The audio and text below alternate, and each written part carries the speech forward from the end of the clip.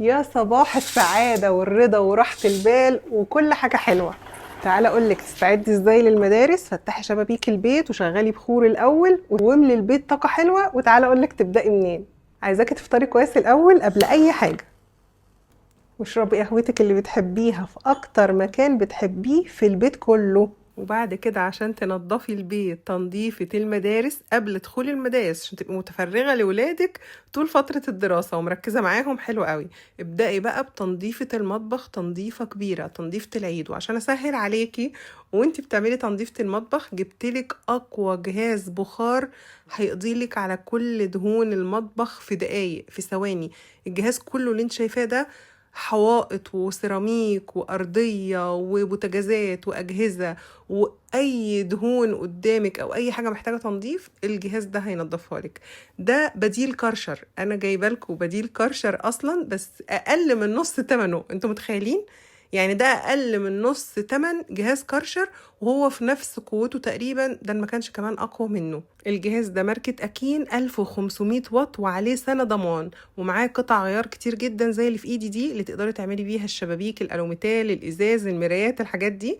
او تشيلي الوش بتاعه وتركبي الفوطه اللي بتيجي برضو مع الجهاز في قلب القطعه دي، ودي اللي بتنضفي بيها بقى الاسطح الخفيفه كده الصغيره زي مثلا سطح الشفاط من فوق. كل ده هتشوفوه دلوقتي وهوريكوا واحده واحده.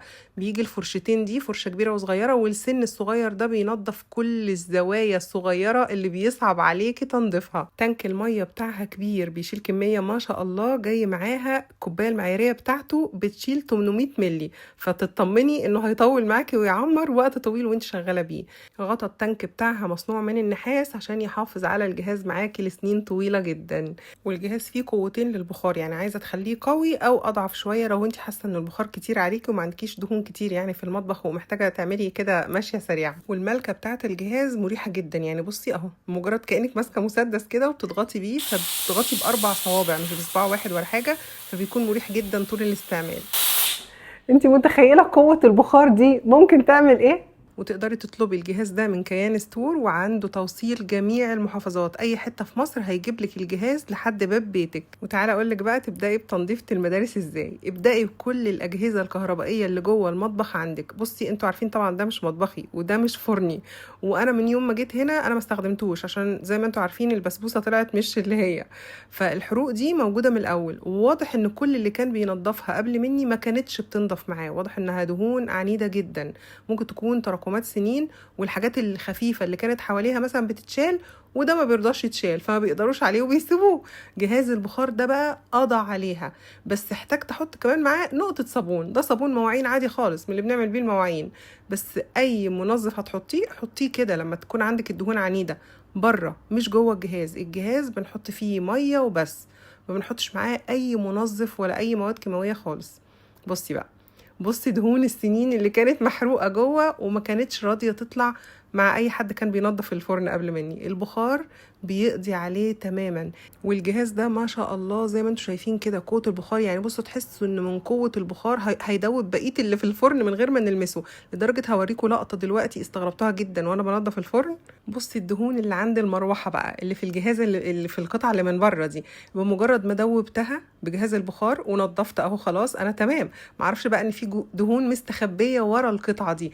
بصوا اتفاجئت بعد ما مسحت ونشفت الجزء اللي بره ان الدهون والسخونه سيحت الدهون اللي ورا الجزء ده، في دهون مستخبيه وراه فساحت ونزلت اهو. بصوا دي سايحه اهو، بصوا سايحه. متخيلين؟ معلش على فرق الصوت بس لان كان عندي برد وانا بصورش. تخيلتوا بقى قوه البخار نضفت ايه؟ يعني حتى الدهون اللي متداريه ورا المروحه ساحت ونزلت. ما شاء الله ما شاء الله، انتي مش هتشوفي دهون في مطبخك من بعد النهارده. حتى الميكرويف، انا قلت لكم قبل كده ان الميكرويف من جوه الجناب بتاعته مليانه دهون فبيبقى تنظيفها مش سهل ابدا. البخار بقى هيدوب لك كل ده، والقطعه دي تحديدا حلوه قوي للميكرويف. شفتي الميكرويف قبل البخار، شوفيه بقى بعد البخار هيبقى عامل ازاي. عايزه اقول لك دلوقتي بقى جهاز البخار ضروري جدا في كل بيت للامانه. اللي جربت يعني ايه تنظف الدهون بالبخار عارفه كويس قوي يعني ايه تنظيف بالبخار. وخصوصا الجهاز ده اللي اسمه اكان، البخار بتاعه قوته شديده جدا، بقول لكم 1500 واط. بصوا الميكروويف بقى زي الفل، مفيش نقط الدهون اللي كانت موجوده. سيبيه يتهوى شويه، وسيبي برضو باب الفرن بعد ما نضفتيه يتهوى شويه. وتعالى اوريكي البوتاجاز اللي انا سايباه بقالي كتير جدا عشان اختبر فيه قوه الجهاز ده. خدتي بالك من الحته اللي بتلمع اللي كانت في الاول على الحرف كده جنب البوتاجاز؟ دي كانت اول حته اختبرت فيها الجهاز، قلت اتاكد برضو من قوته بينضف ولا لا قبل ما ابدا اصور واكلمكم عنه. ولقيته بصراحه خطير خطير، هيريحك جدا جدا جدا. ومش على دخلة المدارس وبس التنظيفه اللي هتعمليها عشان تخشي بيها المدرسه، لا انت طول فتره الدراسه هتلاقي نفسك كل يوم مستسهلاه. بعد ما تخلصي المطبخ تك تك لميتي المطبخ في ثواني، طول السنه ان شاء الله مطبخك زي الفل ما فيهوش اي دهون.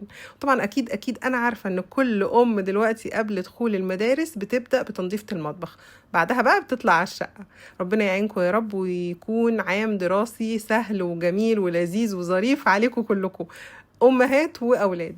بصوا بقى شكل البوتاجاز بعد ما تساب كل الفتره دي عشان اختبره.